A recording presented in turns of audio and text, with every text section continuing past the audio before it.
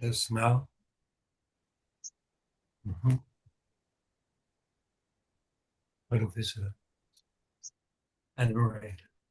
Just, I don't know what these Echoing. you got there. And Marie's staying with us at the moment, a little bit of convalescing and taking rest, a bit of healing. So sometimes, like this is about special means as well. Sometimes the non-duality conversation gets a little bit empty, but it shouldn't be boring. Engagement's all right. It's really important that, there's meditative engagement with whatever's happening.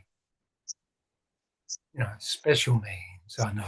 We're not meant to think about a yoga, but, these things are, they're time tried. It's good to think about them too. I thought, maybe an angle into this conversation, in contrast to non-duality would be rich between us, because that's what's going on. Yeah. You get to emptiness, okay? That's actually not so hard. But when there's meaning, value in the emptiness, it agitates it. That's all perfectly good. It's part of the watch. All of a sudden you're positioned in the buddhi. That's all that's happening. That's all that meditation is. Means you've gone into a state of discernment where there's no action, or maybe an aversion even to action. It can show up in any way. And then all of a sudden you have to sort of look at these substratums and understand the nature of the mind. And so all the level jhana come in here where there's a really clear knowledge, and this is everywhere. Some people pervert this knowledge and break it up into different forms. That can be effective sometimes as special means. Certain yogas, certain positions, mantras, worship, any type of transfiguration, any mind, anything that interrupts it.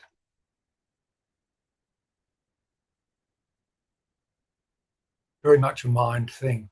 So it's looking at a lot of the manas, like the collective mind that's already been developed, that it is apparently a self.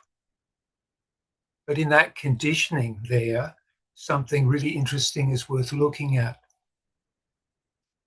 like how that sort of shows up too. Because the other thing about the body is it is an antenna.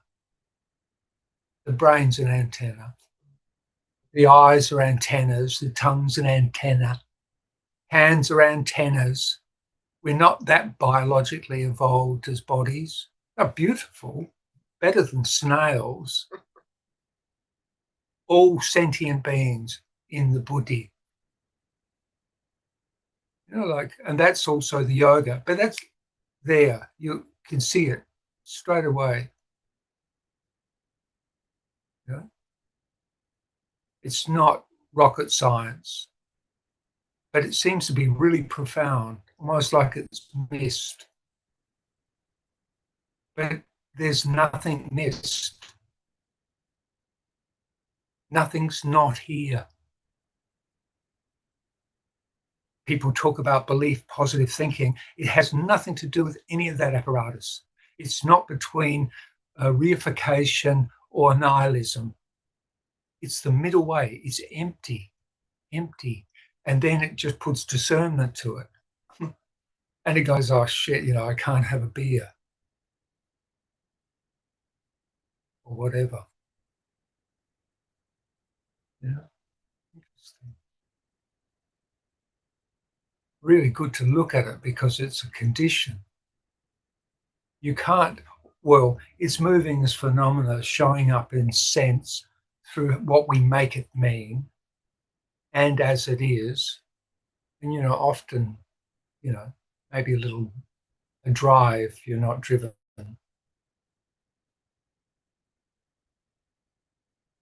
Engagements Sometimes, for where meditation is enforced, like you just get stalled. Like there's a separation, you'll be in an action, but you're thinking you need to be elsewhere. That type of thing, that separation stuff that happens, that can show up in any form. To look at that really, really carefully, is that driver saying maybe it's worth climbing that mountain too? Can you factor that in? Or it might just look like a disturbance. Come in any which way. All that, everything that it's made up out of, what we call the self, this station, this position that looks to be here, different to there.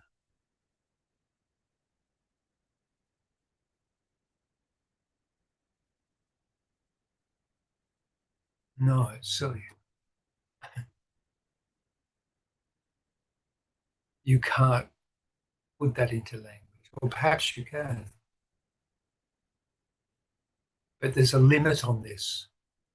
It's not just a snail eyes and snail tongue and snail limbs, and it's snail brain. It's within the dimension of a formality. We don't go very far out of the proximity of our acculturation, and then the symbiotic whatever of how we initiate or are initiated into any of this. You know what I mean? Like there's nothing behind the initiation of this. That's profound. It's not you. You can't.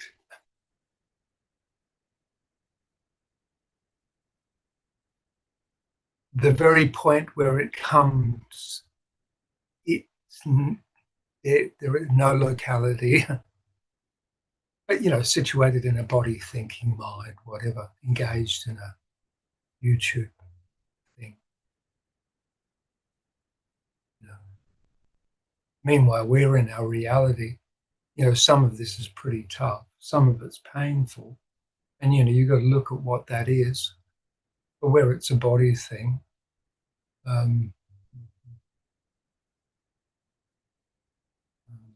but really looking into suffering too, like the nature of suffering.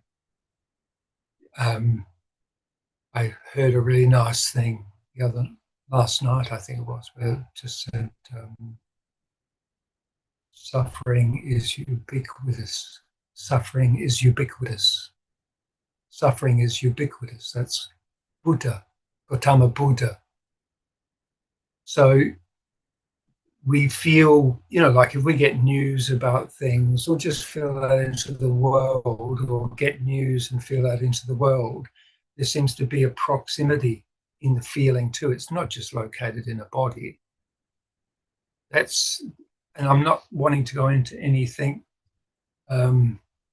extraordinary, and not a speculative thing on needing to change anything at all. Just really to look at it, not to change it, just to look at it. Because, watch.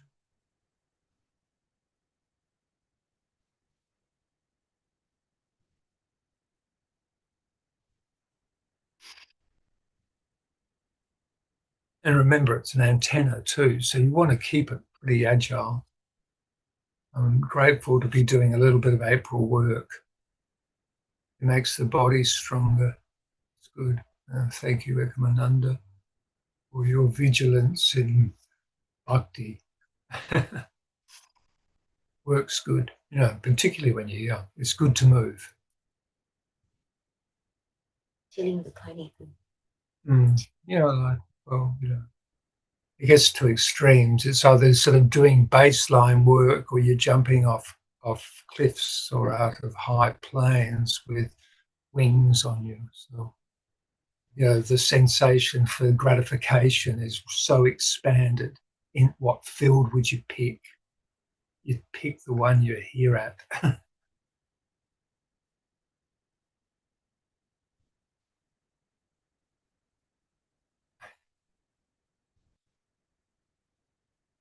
Oh, the given. Oh no, the given.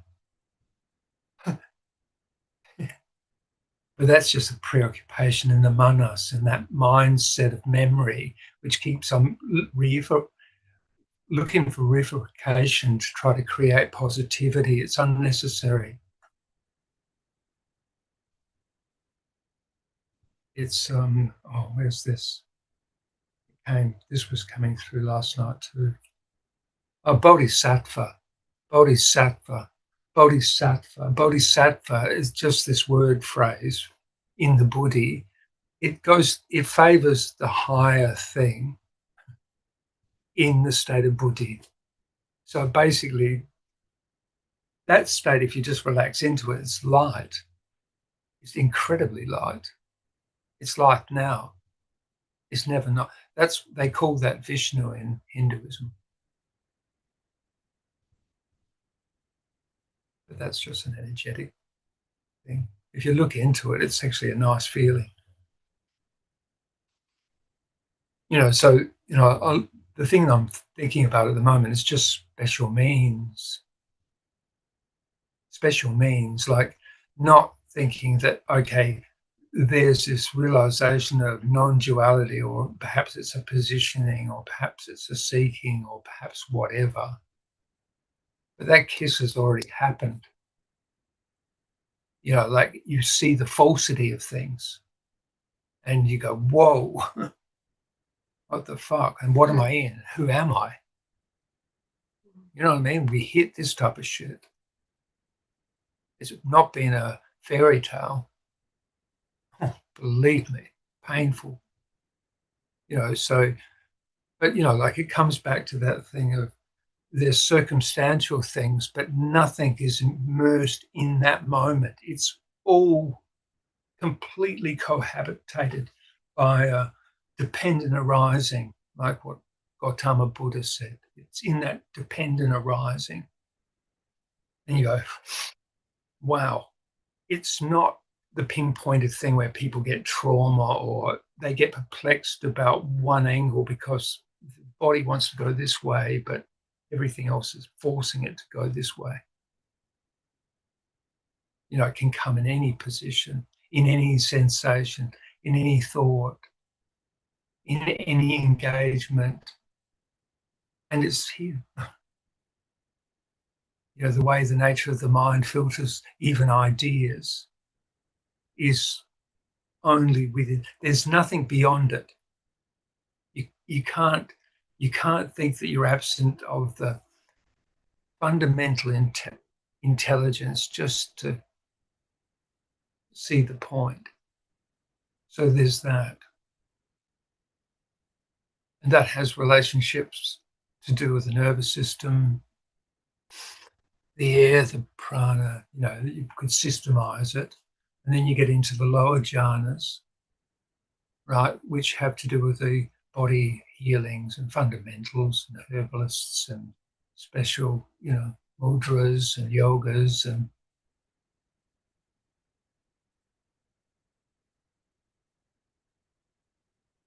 so there's this is what the Mahayana Buddhists do. They do all that sand work, where they do all the hierarchies of how they see this.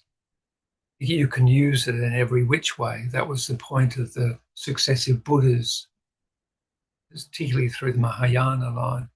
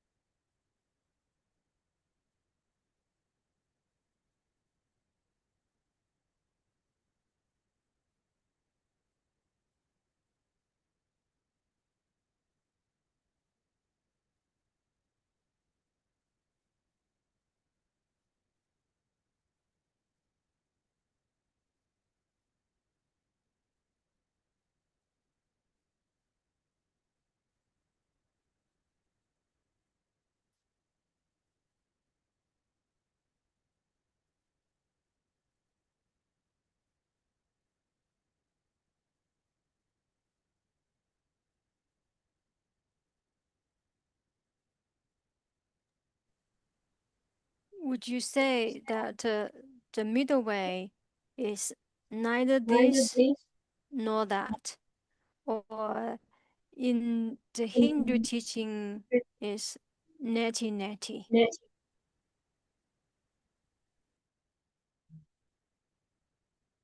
I'm just really interested in the mechanics of it, or how it shows up here, exactly useful.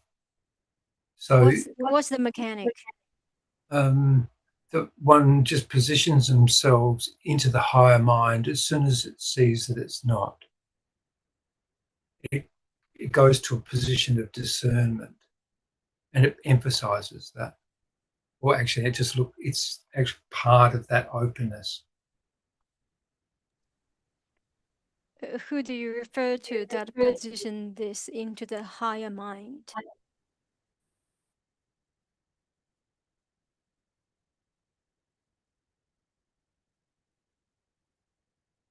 I can only qualify it through an act.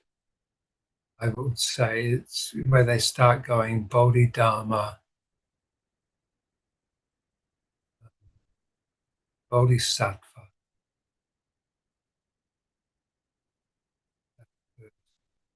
And in that part is like a qualifier, because the discernment also hits 3 degrees of how it sees that flowering to be, if that was there, if one could sort of really picture it, because what are you looking at when we say anything about that? Maybe you should push your question. So It's a you good can one. only qualify the one who considers the higher mind is only when the one qualifies to be a bodhisattva. That's not for me to say. These are Buddhist ideas. For me, there's a practical element for the architecture of mind. So for me, I feel quite comfortable with the chit. This comes out of the Upanishads. It was out of Shivite yoga first, I think, something like this, where they sort of marked a hierarchy of mind. So the energetic connective consciousness is chit. The buddhi is next, which is this discernment of using the faculties to work perfectly in the world. That's Vishnu in Hindi. Very beautiful, and has a lot to do with the animatronics of how energy feels. The yogas all come out of this. Then the manas, which is the collective mind of experiencing. So this organism can do all the multiplicity of its dreaming, or whatever it sees to be making or involved with, or like a very, very deep curiosity in the world. So, that urge is a little bit more elegant than the one that refers to the tongue and thirst.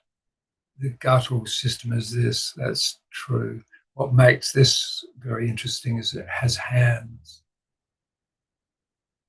and that it can do this as it does. So, I mean, if an Amariff is more comfortable, she can, she's okay to be in her own room, so she can lie down for a bit. whatever you lay down comfortable, just be. A bit. I'm feeling quite a bit of pain actually in my arm. Yeah, she can go back. She can go back to her own bed and lie down for a bit. Yeah, if that helps. Anyway, I think I sort of lost the thread there a little bit.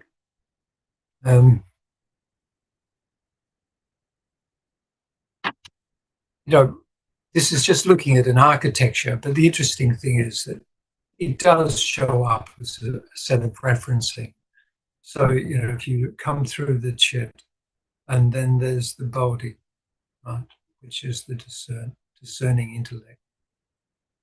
And then its collective mind as manas. And then the arbiter between what appears to be a physical world and having a body, which is what they call the ahamkara, which is situated like it's a dorsal horn, old intelligence of what this organism was created to be. Like its range of ability, basically. So these bring up some really, really deep questions of contemplation. To, are good in the midst of a menial chore like having to dig earth. You can think these things through then. Interesting. So, Bodhidharma, well,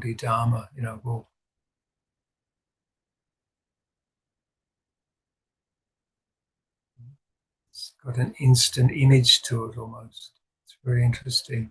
There's a picture value for where we could put language to that. Is it really there? It's there and it's not. Interestingly, though, but something of its atmosphere holds you into that space instantly once you understand it. But anyway, that's all natural in everyone. And I would say in sentient beings in all their myriad different ways too. I think it's something about the existent form equally as much. And this is valuable. It's just very precious. Mm.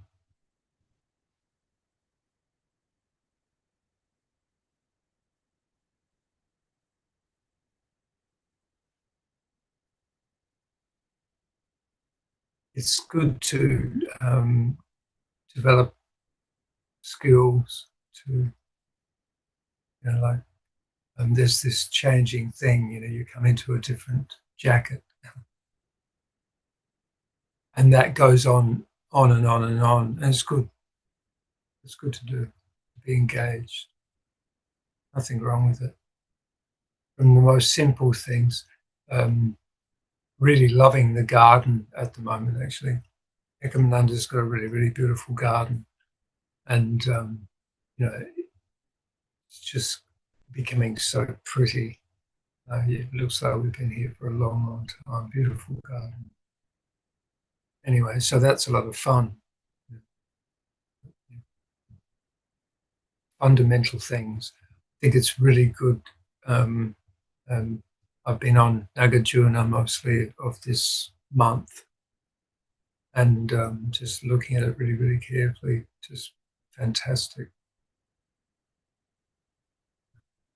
Really fantastic study, a way to dig holes. You can just pick up on a fundamental set of ideas, skyhooks, but still good contemplations. And go out and dig a hole or something.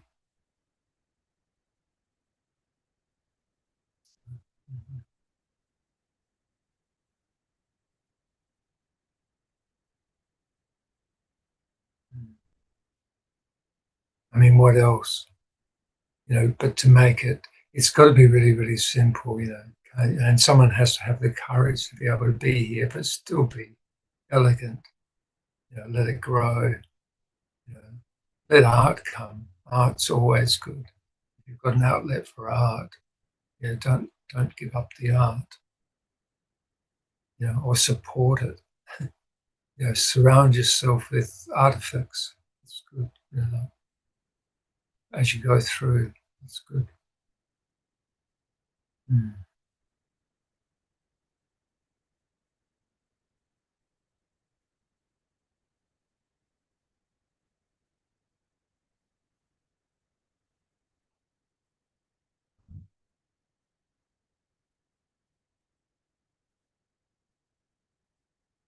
Make each house better than what you found it.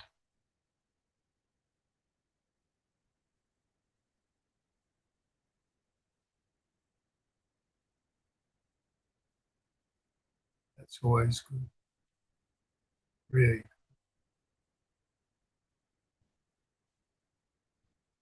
Mm. See, it's not about not having pride. What I mean by that is, for where you have a certain sensibility and you follow it, you make it your own way.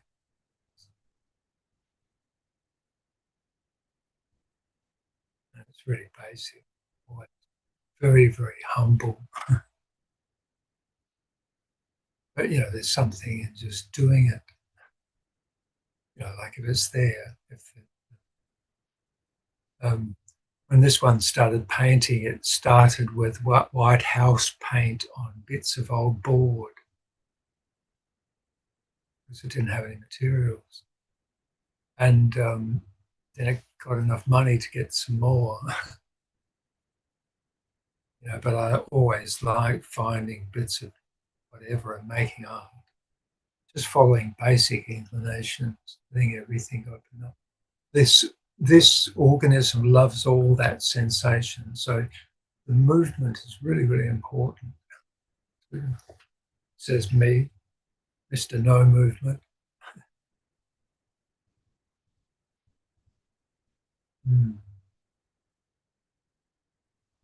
Movement is really, really important. Physicality is really great.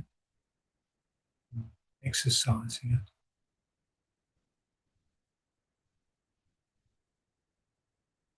Simple. Everything's here. All we're doing is putting names to it. If anything ushers change, then look and move toward what that change wants. Because it's not in the wanting. All this is just like, it's only if it's obsessive or you feel trapped. Never be trapped. There's no way. If I'm in this little space, it will still be a colourful room when I leave. I just think, well, make it better. Everyone has their own ways.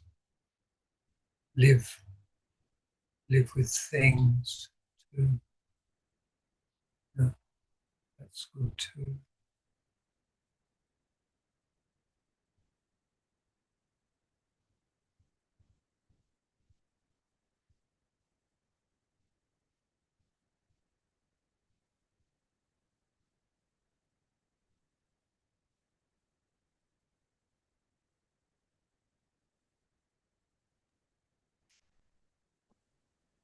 We'll just go back to what you said before.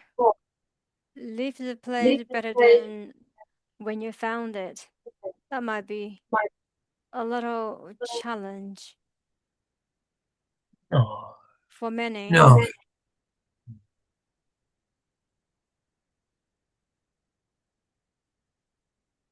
Well, it sounds to be very simple, very easy.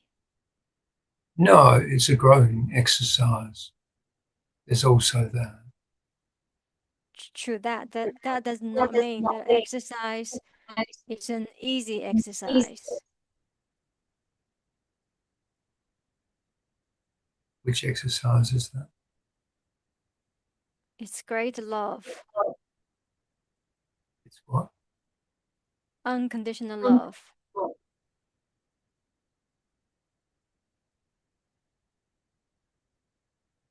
That means you have to give more than what you take.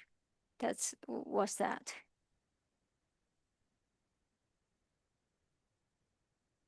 Well, invariably so. I mean, where is that measure? Where is it? Nowhere. Yeah, what is it? So the measurement appears itself.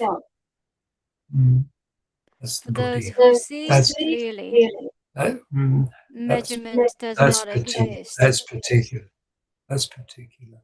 I would counter that.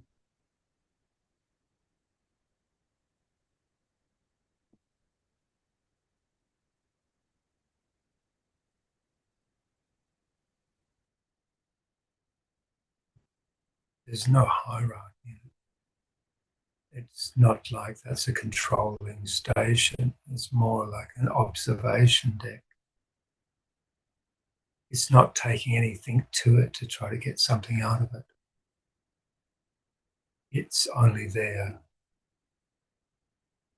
It's not coming from the ahankara. It's just looking in the buddhi. You can see those things. Hence why it will make a reference. So, there's that architecture, this mind there, and it's good to look at it actually. It's really excellent.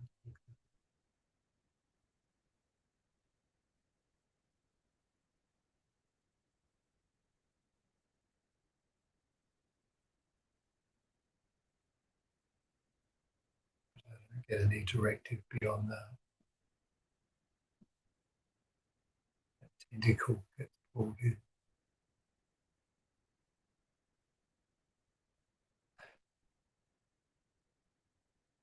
It's just really interesting to look at exactly what's called communication and communicating the world. Particularly like this, where it's going through space, the cosmos. Mhm.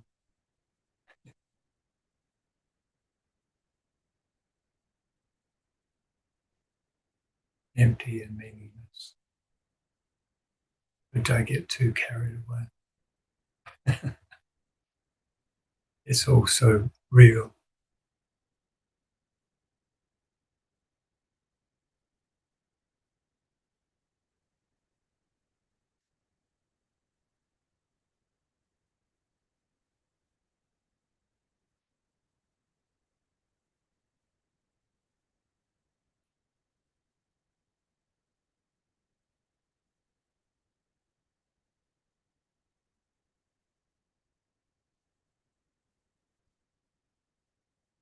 All the background sounds that I'm hearing now is getting recorded for this internet. It picks up on all these nuances. Very beautiful, isn't it?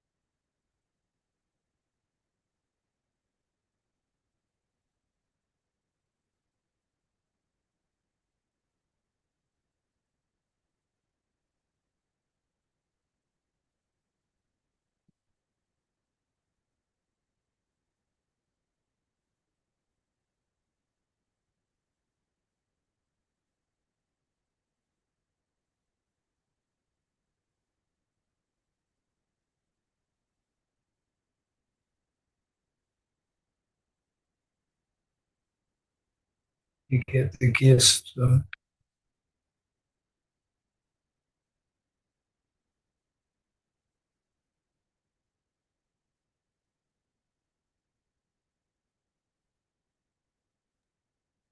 Can you say that again?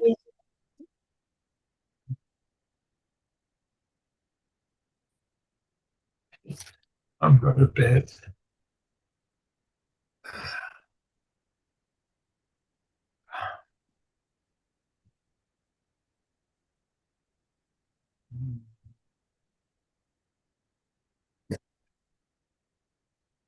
All good.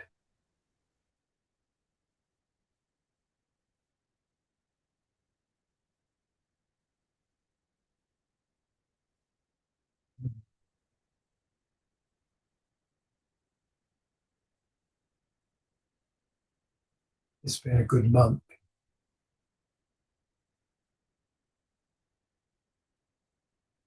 Interesting. It's been a good month.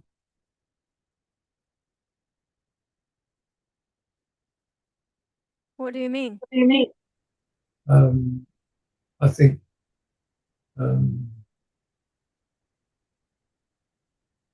just enough opening. You know, Who's like opening? Who has enough opening?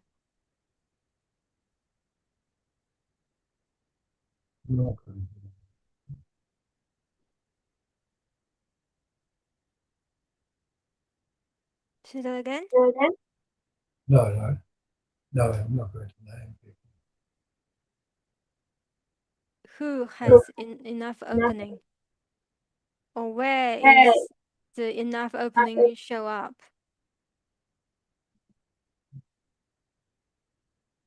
That's true. It's an illusion. It's an illusion.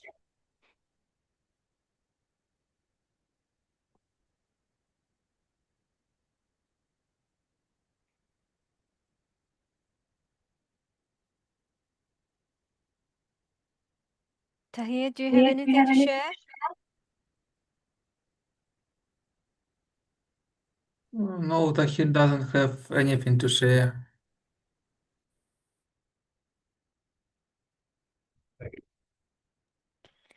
Ekomananda Good to and see you anyway. Sunyata recently had have had some sort of a conversation or debate. Sometimes we debate about something, and it's good. It's really good for us to be here, showing up with the community, that we sort of balanced out things in a way, and for Ekomananda to be the listener or better listener,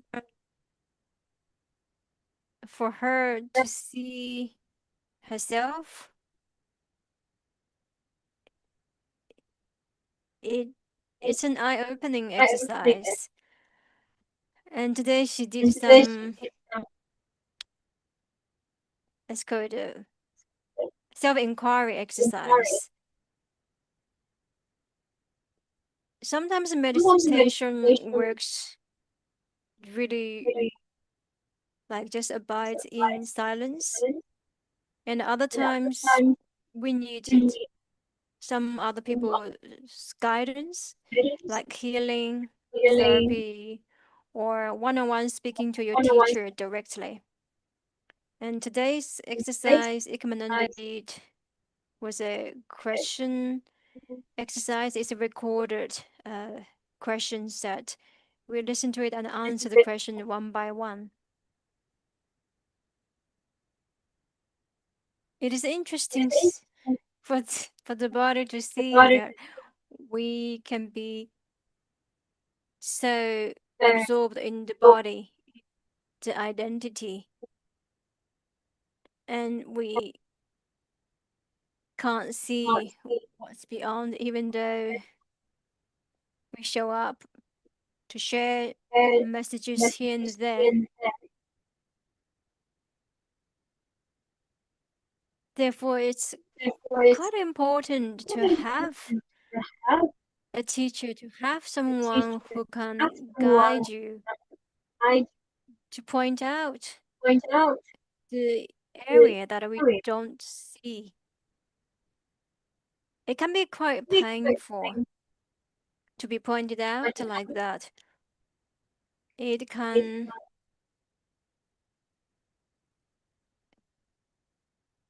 also be quite challenging to accept what's being pointed out.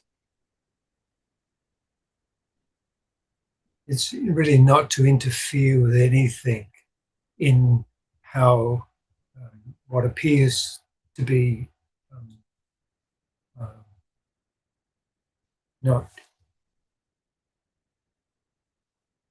not personal. It isn't, the mind isn't personal. Everything that's been accumulated isn't. It belongs to a personage, but there's no one underneath that. That there is only thought. So, you know, everything which is the vested, well, not everything, but a good part of how the manas works, if you cube it up and break it up into form, a component of this only reflects in degrees, but it also has an astounding attribute to be able to picture it in a multitude of different ways. But those things are finite too. And it's almost like the conditioning, even education can be like this, like water. The child is innocent. You know, like you don't know that, you know, fundamental life way is survival. You know, you come from cities, it's a completely different thing that they have children be. So, you know, all this has nothing to do with the attributes of it, the personage of it, the attributes of it, the personage of it. There isn't anything there solid, really, except that we can talk in this way about that. And where is that? What is that? You know, and it takes you to luminosity, and you're back into the Buddhi again.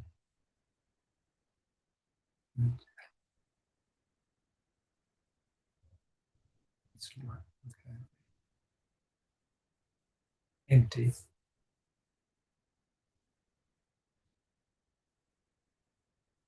Can't quite pinpoint a meaning. The monkey mind underneath. Whoa. Swinging on the stars.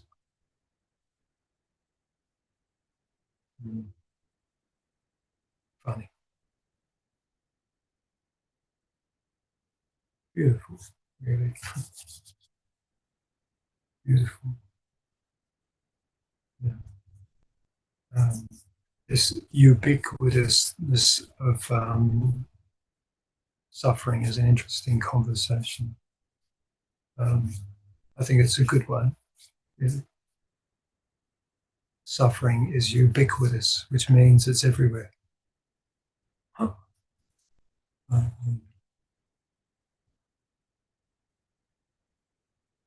Well, that differentiates.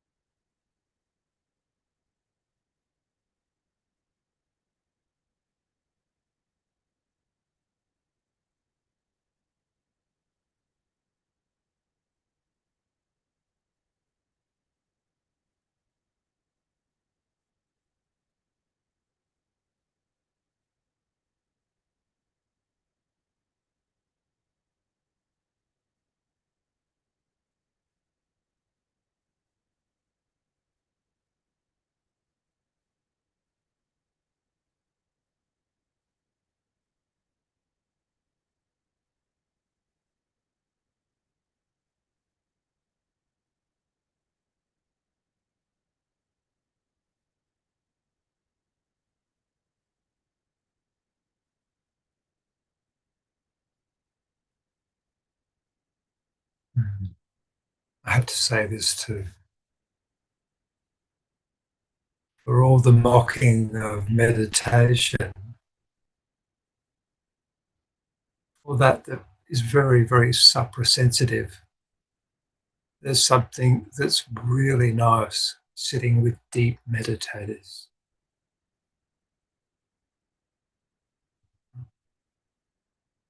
Yeah, I think it is a wonderful thing. There's a special means, Bodhidharma, and in all respect to all of that, but without getting all entangled in religiosity or its appropriateness, just how it immediately meets you.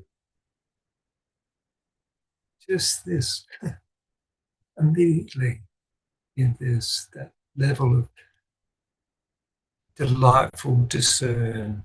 It's delightful. That's love there. It's like love. And there's nothing metaphysical about it. It's in the organism. It's focused comfortably, from the pineal through the mind. Just simply lets itself be, whatever imaginings.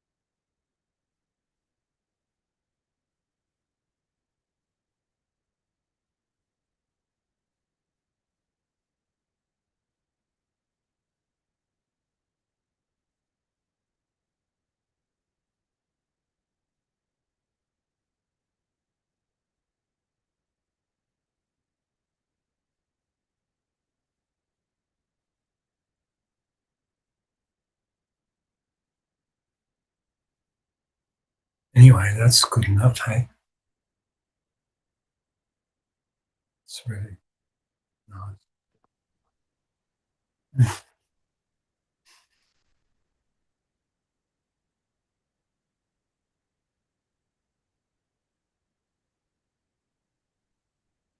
Wonderful silent sitting.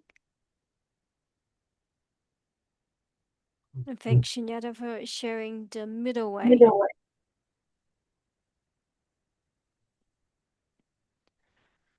And worthwhile for Tahir or whoever is watching the video to maybe read up a little bit about the middle way.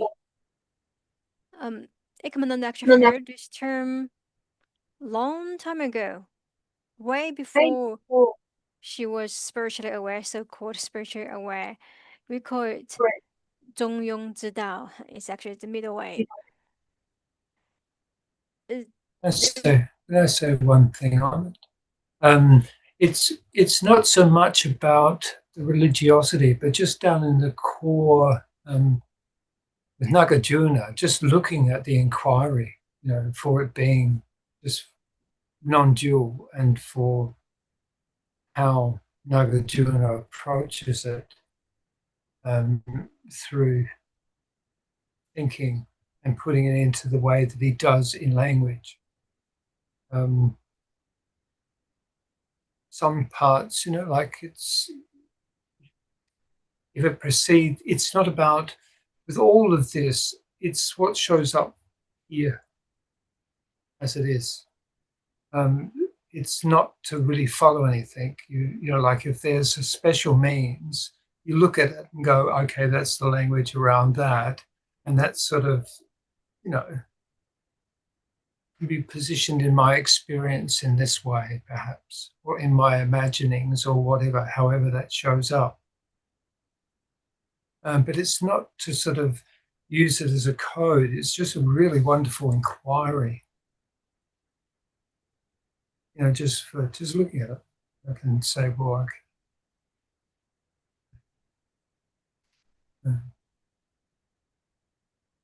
it tends to, for me, sort of takes me back into the Tao again, which I like. And it seemed been quite fitting for this April that I've become a little bit more physical. I like that. Somehow it has that elegance, but also, the want to sort of like, come on, claim the body a little more, which is good.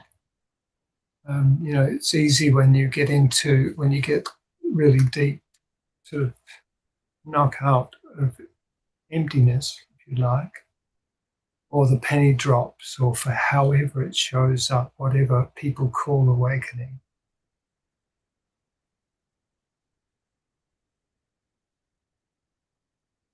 Resting in emptiness isn't hard because it always is.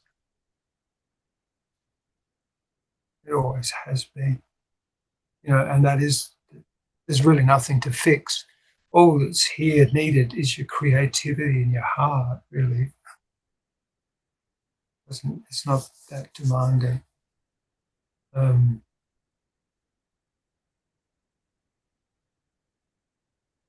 I hope so.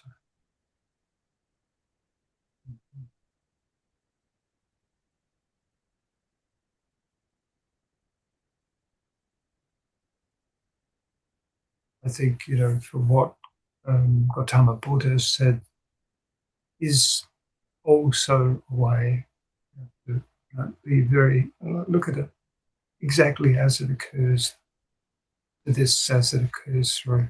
It's not to change anything. Change happens. If it changes something, that's fine. Look at it really openly, fearlessly. Well, you don't have to fear anything because nothing will change that's unnecessary. All of that's there.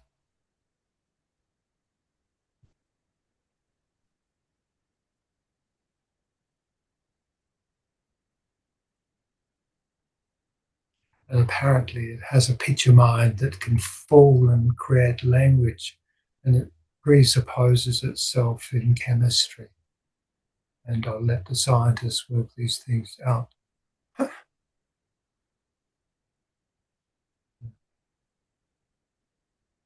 You can't pin it down. You don't need to pin it down.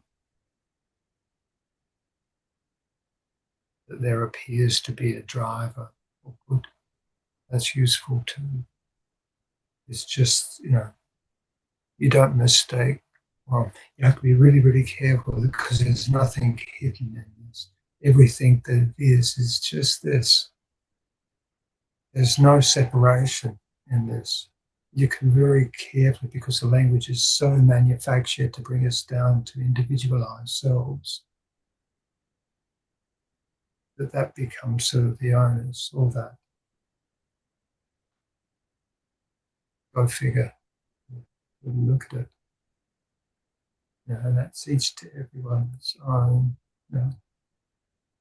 For wherever conflict or communications don't work, unfortunately, that's no one's know how to sort of do that without having to withdraw.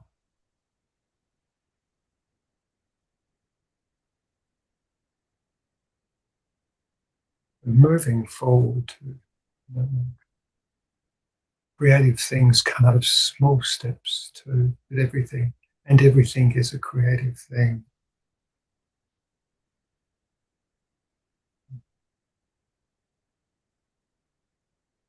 Or the Tao, good too, so much good. All the words are good too. Special means, all these things, all good, all good, good. If it's working, if it's moving, good, good.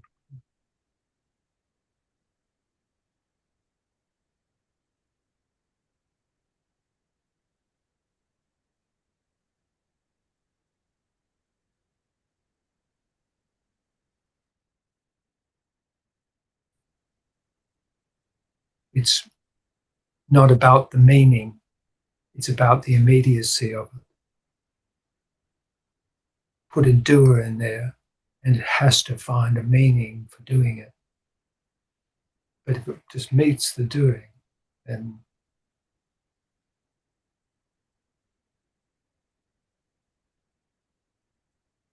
is it true? Is it even there?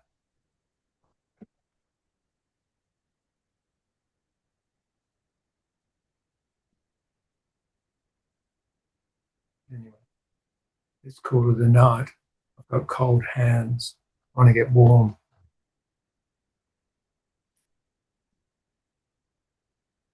Any more questions? Everything else is going nicely.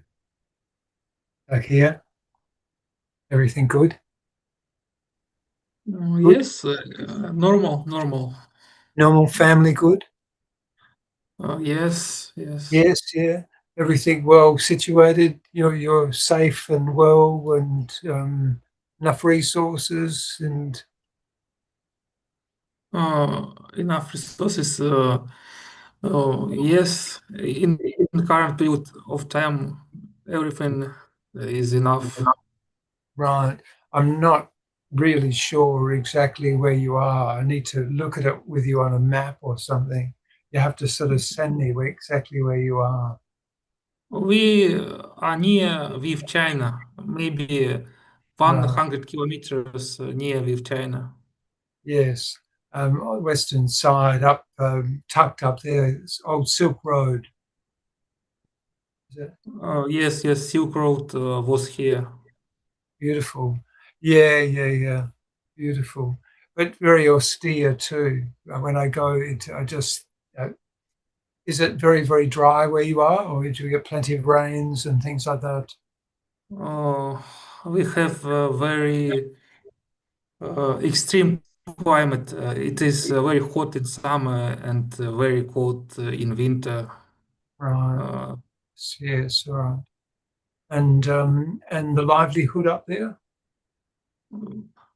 Your livelihood up there, like, what do you do life, for the ah, I engineer. I program some controllers. Yes. that's going along good? going on well? Uh, Going well? Not very well. Oh, okay. Wow.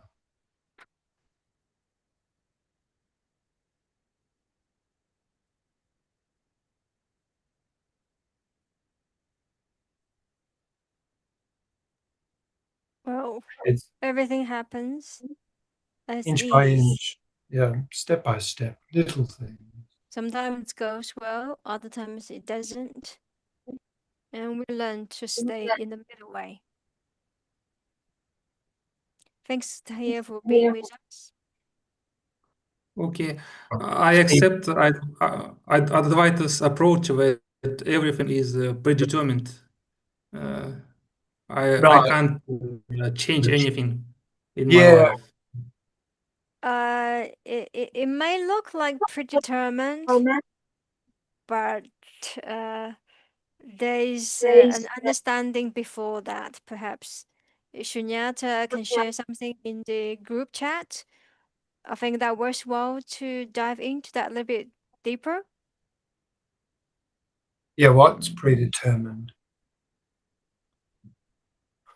Yeah, That's like, one concept.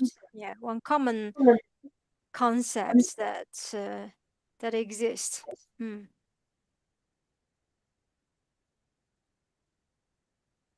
Yeah, we thought consider that.